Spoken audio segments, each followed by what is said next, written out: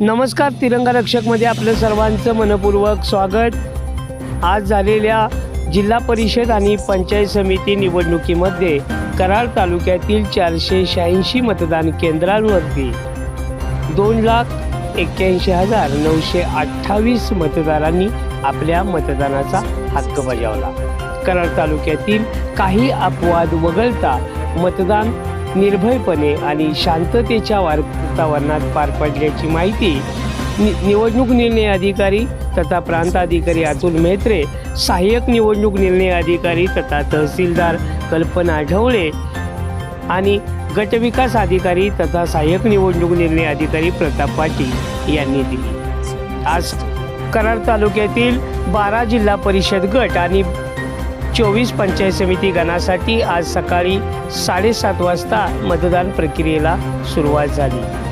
आज दिवसभरात काही ठिकाणी किरकोळ वादावादी वगळता मतदान हे शांततेत पार पडले। आज सायंकाळी मतदानाची आकडेवारी घेतली असता